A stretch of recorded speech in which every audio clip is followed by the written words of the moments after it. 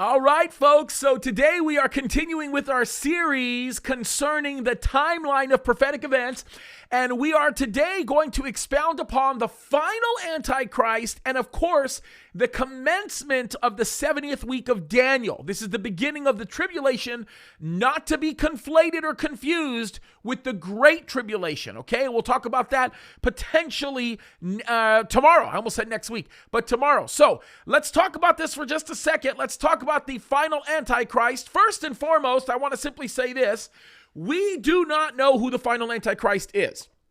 We cannot possibly know who the final Antichrist is because 2 Thessalonians chapter 2, verse 3 says, the final Antichrist cannot reveal himself to us until we, the church, are raptured. So he will not be revealed to the rest of the world until the church is raptured. Once the church is raptured, then he'll reveal himself. Now, 2 Thessalonians, it says it here. Paul actually says this to the Thessalonian church because he wants to explain that the church, filled with the Holy Spirit, living on the earth, acts as a restraining force to allow these things to come into fruition. Now, there's a lot of very powerful biblical implications involved with this, especially as it relates to our responsibility as believers to take a stand for righteousness here on this earth, but that's for another video and for many of the videos that I've done in the past. However, let me just simply say, once the church gets raptured, and of course I did a timeline video on this a few days ago. You can go back and look at this. Once the church is raptured, now we make way for the revealing of the final Antichrist. By the way, I think the Ezekiel 38-39 war will probably have already happened at this point. That is my guess. I could be wrong. We know the seal judgments happened, the 4 horsemen of the apocalypse, that we read about that in Revelation chapter 6. Then we see the rise of the final Antichrist. Now listen, there's a few things we know about the final Antichrist, okay? I'm not going to get into a lot of details about him, but it is appropriate to bring up just a few things. Number one, he'll be completely secular. He'll have no desire for anything religion-based. As a matter of fact, his desire not being for women, that reference there in the Bible does not refer to the fact that he's a homosexual. It refers to the fact that he has no desire for anything that would relate to the Messiah.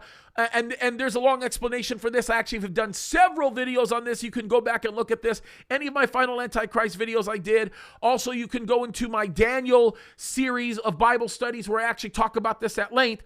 But interestingly enough, when we talk about this final Antichrist, he will not be a religious person at all. He will not be a Jew. I believe that he is going to be somebody who comes out of the revived Roman Empire. So it will be somewhere in Europe. He'll be coming out of, I think, the area of Rome.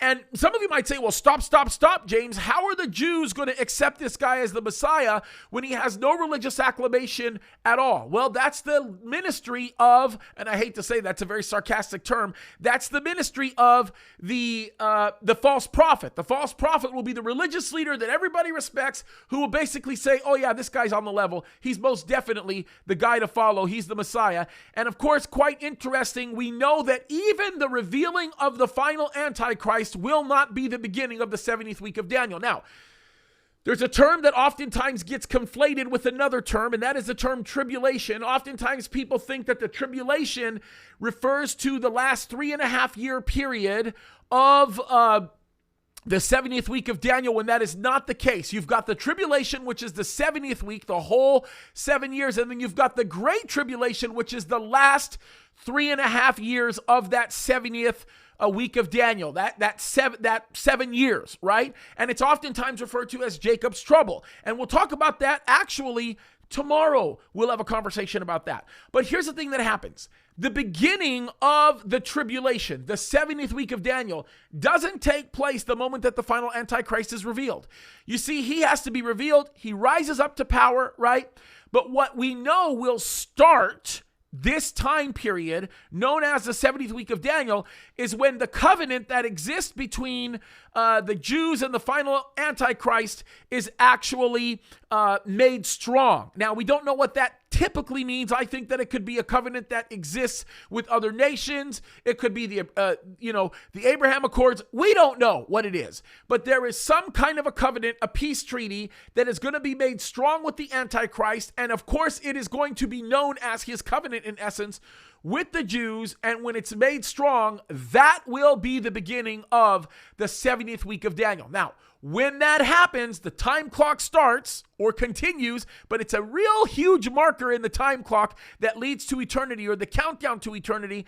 And what we see happen next is going to be pretty astounding. So, what happens next? I'll talk about it tomorrow. God bless you guys.